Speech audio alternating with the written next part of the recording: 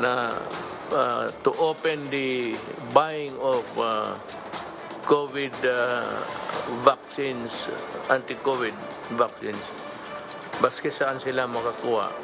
Because ang ating gobyerno, yun lang rin ang binigay sa atin, limitado. We are really doing our very best, the best of our best na talent, getting the vaccine from anywhere. Para minus-minus yung hawaan.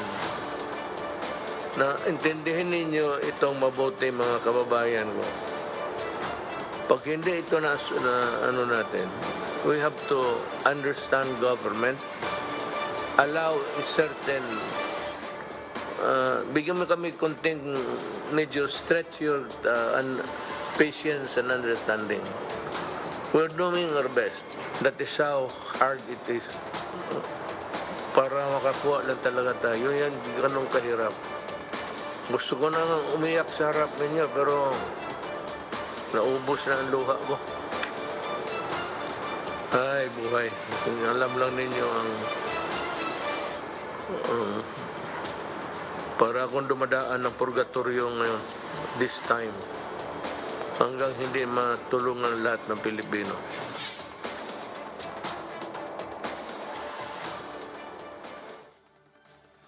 The government will be giving cash aid to nearly 23 million people affected by the enhanced community quarantine in the NCR Plus bubble. President Duterte places the entire province of Quirino, as well as the city of Santiago and Isabela, under MECQ starting April 1st. The Octa research team sees a possible drop in daily COVID-19 infections in the country, but warns against a so-called artificial dip this Holy Week. President Duterte orders vaccine czar Carlito Galvez to approve documents that will allow private firms to import COVID-19 vaccines at will. And the city of Manila has started its vaccination drive among senior citizens.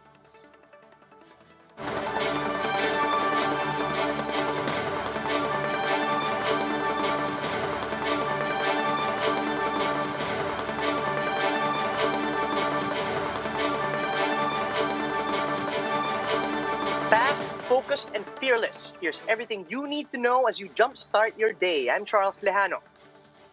It's day 2 of the enhanced community quarantine here inside the NCR Plus bubble. And to give us updates on the ground, we have JC Cosico reporting live from San Jose del Monte in Bulacan. JC, good morning.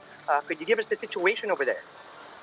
Charles, security remains tight here at the boundary of Caloocan City and San Jose del Monte, Bulacan on the day 2 of the ECQ implementation within the NCR Plus bubble.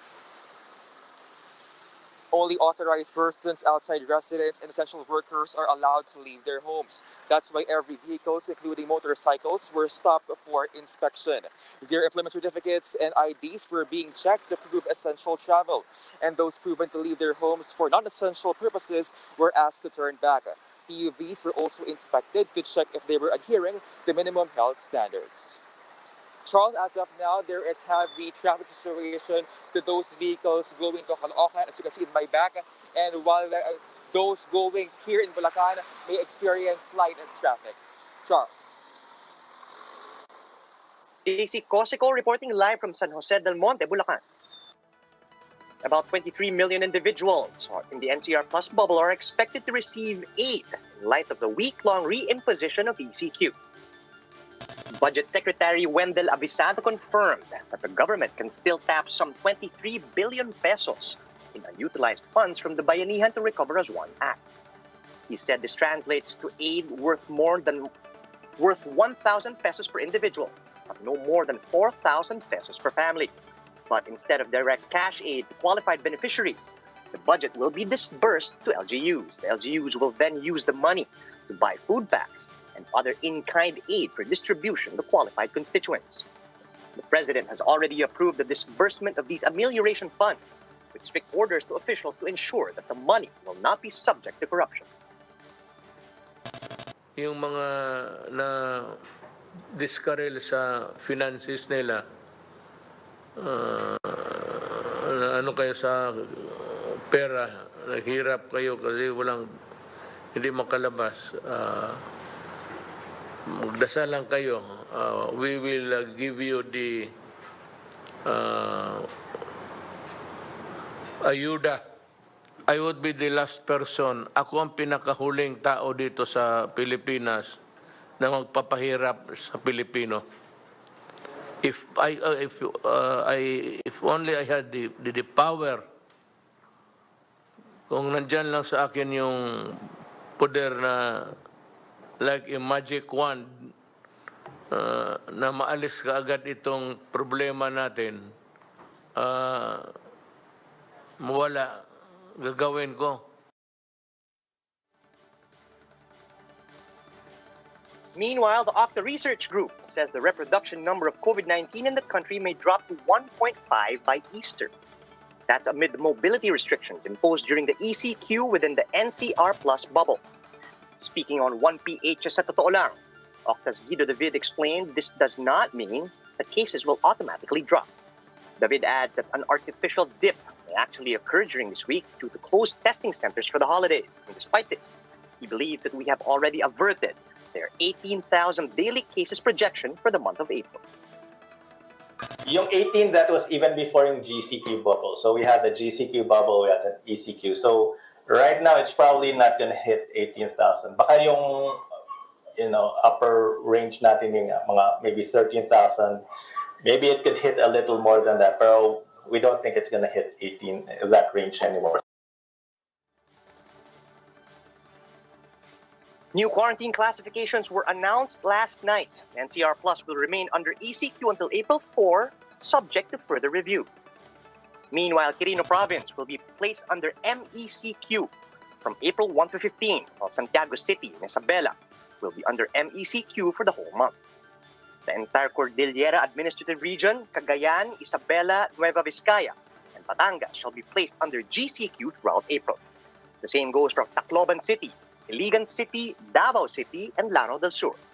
All other areas in the Philippines will be placed under MGCQ for the month. The government is ramping up vaccination efforts in the coming months as more vaccine doses are expected to arrive in the country. During the president's address, vaccine czar Carlito Galvez Jr. said they're planning to inoculate at least 500,000 to 1 million Filipinos per week. This is expected to further increase to 2 to 3 million a week in June and July, and up to 3 to 5 million in August to December. We are racing against time. Dahil mabilis po yung virus at saka yung mga variants. Kailangan i-concentrate daw po natin yung vaccine sa Metro Manila at saka sa mga karatig niyang area. We have to concentrate our effort para makontain kaagad natin at magkaroon ng herd immunity yung Metro Manila para makano po kaagad na makalaban po kaagad sa disease. Kung maano po natin ng Metro Manila na 25% to 30% po yung makuha natin sa Metro Manila, makuha natin kaagad yung mga senior citizens at saka yung mga vulnerable. Bali po babagsak po yung yung tinatawag nating yung hospitalization. To help spur the economy, President Duterte has also decided to allow private firms to import COVID-19 vaccines at will. This comes after he admitted that the next vaccine delivery schedules are still uncertain as of this time. However, the chief executive warned businesses not to take advantage of the situation. I'm just warning you.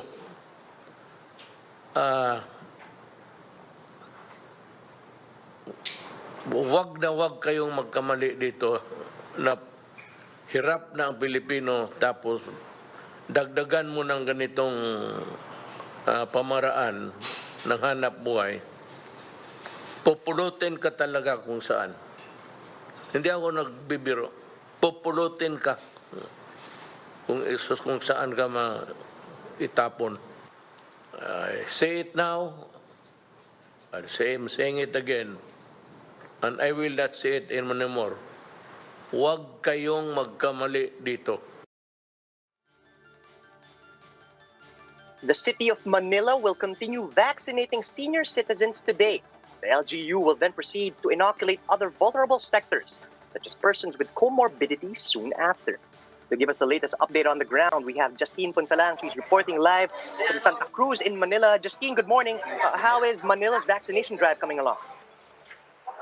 Health Local Government of Manila is already rolling out a vaccination drive to other vulnerable sectors or to other priority sectors, particularly the senior citizens.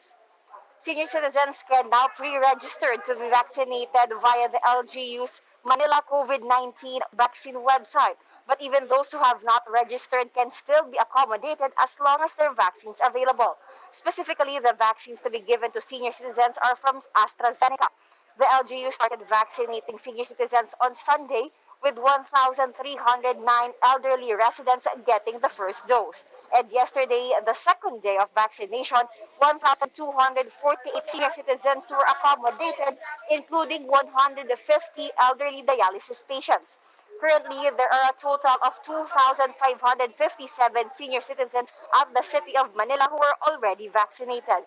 Today is the third day, and the LGU continues with its efforts by conducting simultaneous vaccination in barangays 69, 85, 201, 254, 284, 333, 435, 463, 671, 781, 873, and 841.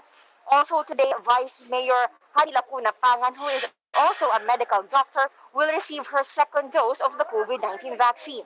Meanwhile, tomorrow will mark yet another milestone for the city of Manila because for its battle against COVID-19, with the local government beginning extending the drive to persons with comorbidities. Charles, currently we are here at Barangay 333 in Santa Cruz, Manila, and there are already about more than 10 elderly patients that are waiting to be vaccinated. Also, the vaccination will start at 8 o'clock, and just a moment ago, the vaccines already arrived here, and it will start at 8 a.m. and within the day, they are expecting that Vice Mayor Hani Lacuna will be attending and facilitating the vaccinations. Charles? Justine, again, that was Justine Ponsalang reporting live from Santa Cruz in Manila. And that's how the day is shaping up to be. Join us again later at 10 a.m. as we continue to monitor the day's biggest stories from sunrise to sundown. Mask on, wash hands, and stay safe, Philippines. Stay negative, be positive. Kaya natin to. I'm Charles Lejano. We're One News.